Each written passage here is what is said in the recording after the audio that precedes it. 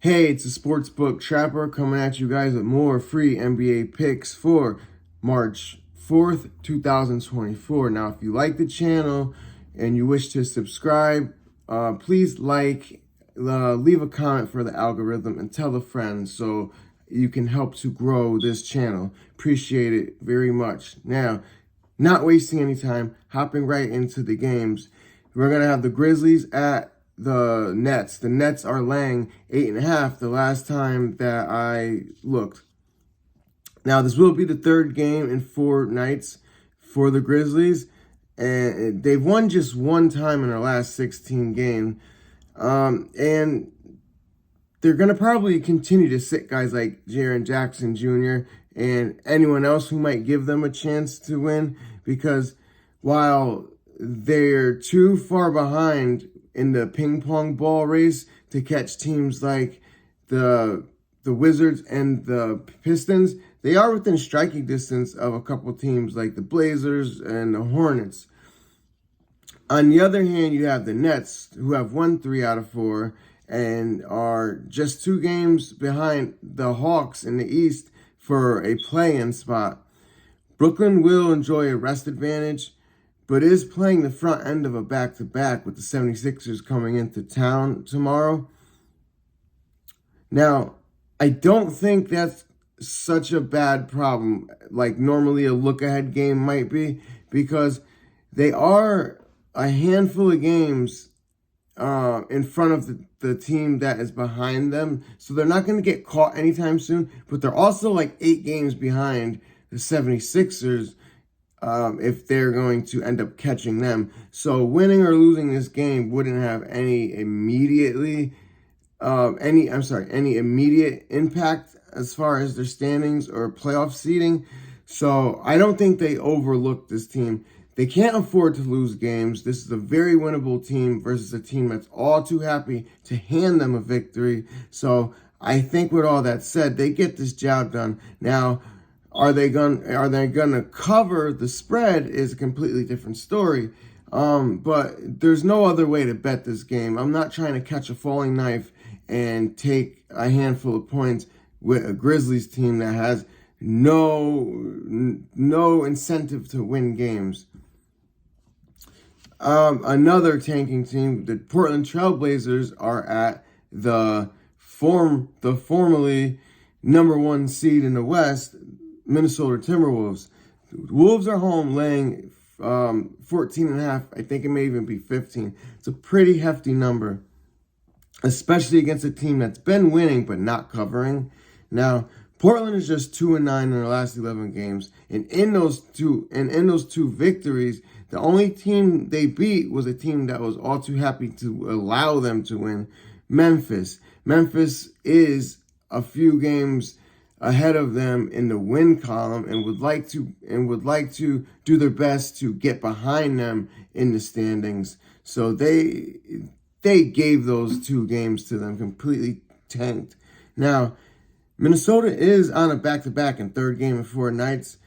They've now lost 2 consecutive close games versus Western Conference teams and dropped into 2nd place in the West last night as they lost and the Thunder won, which I predicted the Thunder would finish first in the West.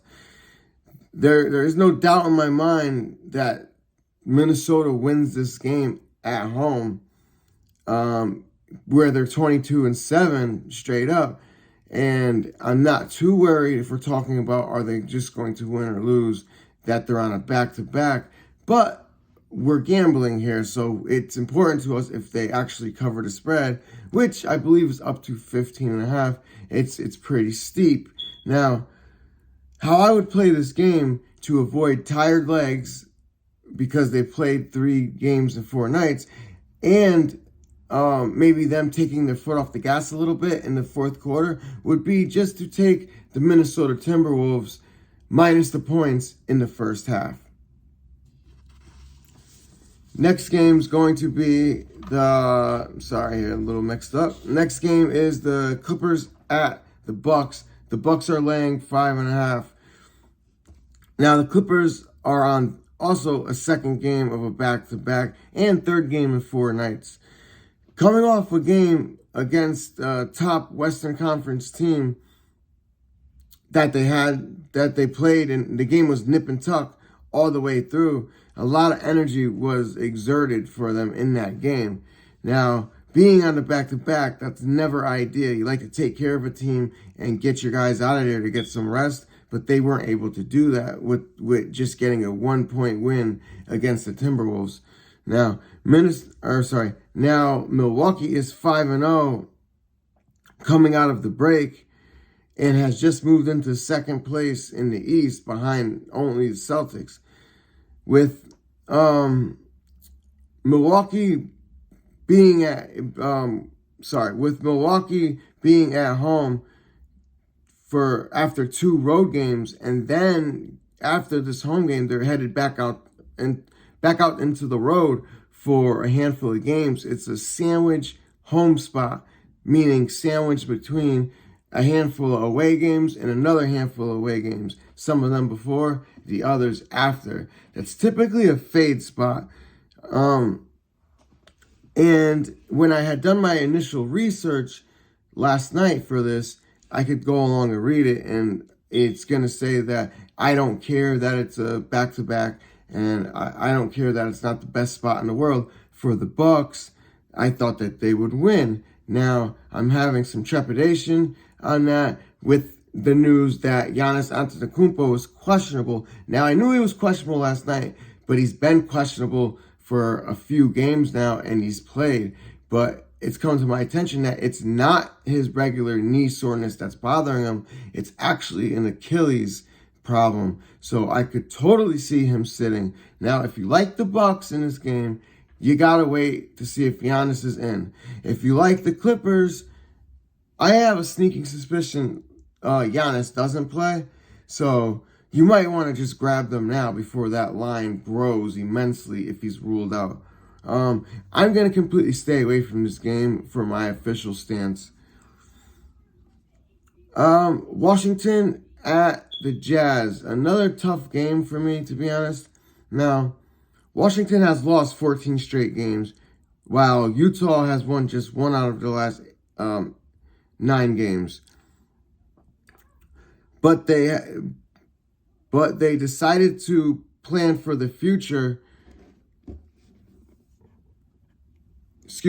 The Jazz decided to sell some players and plan for the future. So they gave up depth, and they were once a play-in caliber team, but no longer after trading Fontecchio and Kelly Olynyk. And now they just lack too much depth to compete. Now, in this game, they are playing an atrocious team who's purposely losing.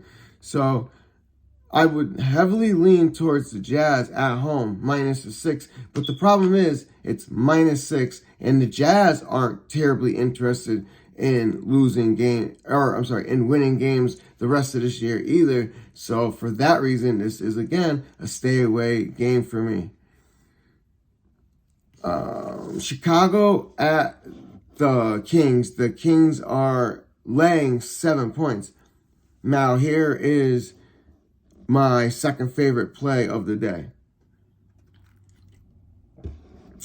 Neither team will enjoy a rest advantage, but the Bulls are in a decent spot here.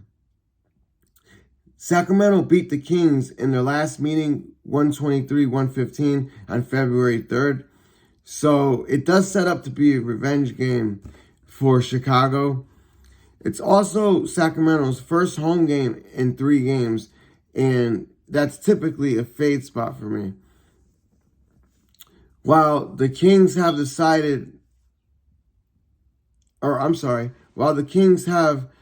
defeated some really good teams recently, so has Chicago.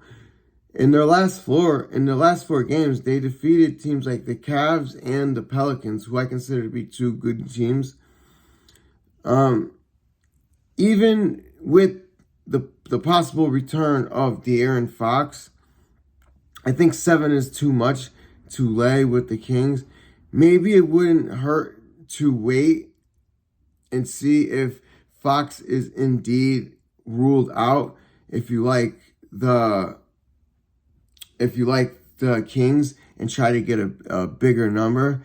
But I'm on the Bulls here, and since I did this last night, like I said, my research, I found out a few things since then this morning. Now, I found out that, let me grab these notes. I found out that Fox,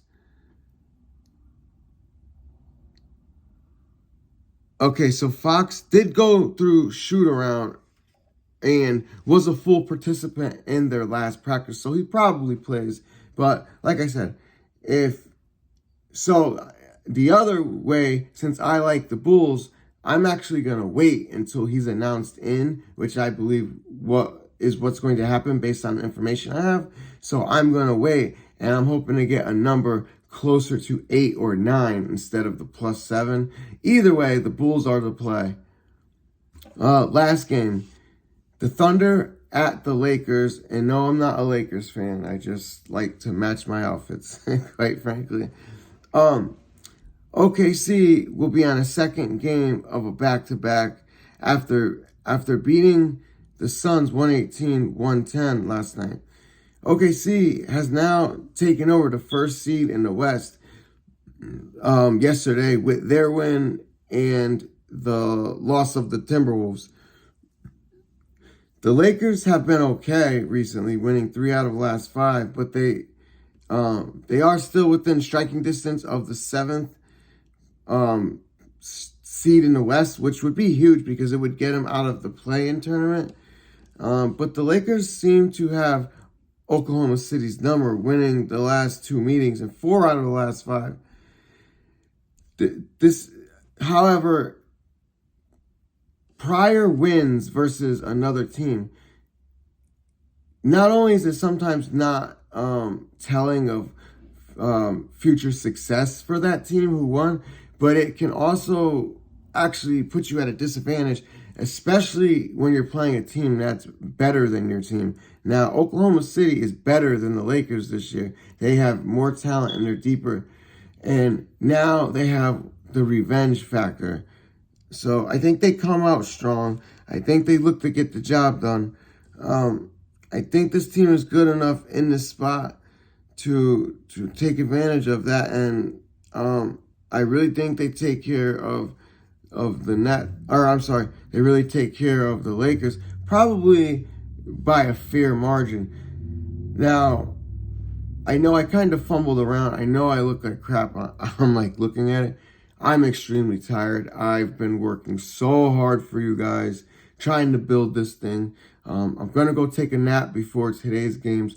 Please like and subscribe.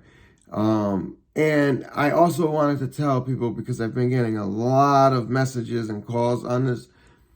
These videos, especially for people who are paying for my VIP package, which I never try to talk people into doing it. If you want to do it, that's fine. If you don't, that's also fine. I still want you to win. But if you're someone who's paying for VIP or just in general, I'd like people to know I'm trying to give a pick for each game in these videos. Never would I have a pick for every game on an NBA slate. I don't do that. I don't pick just games just for the sake of picking them. I'm what they call a sniper. I hone in on a couple strong plays a day, and I only pick those, and I could care less about the other games. I will watch them to try to gather information for future handicapping situations, but I never force a pick. I could have a 2-game card, lose both games in an early slot, and have 5 or 6 late games, and I will fight the urge that most people have of, well, I want to get my money back, and pick a couple games that they didn't have initially on the card. I'm not going to do that. So for everyone who is taking every pick that I say on these games, please don't do that. Although, if you did it yesterday, literally went 8 wins and 0 losses, and I'm probably going to win more times than I lose. But a lot of these games, I'm staying off. I'm not picking them just to pick them. If you're in VIP, follow the VIP picks. If you're interested in getting the VIP picks, just hit me up on Facebook. I have my regular name, Joseph Schultz, and I'm going to be making a website this summer where people can just come straight there. But until then, you guys love the people who love you, try to understand the people who don't, and be kind whenever possible, even when you're so tired you can barely keep your eyes open. Go and take a nap, guys. Wish me luck on the plays that I have today, as I wish you guys luck as well.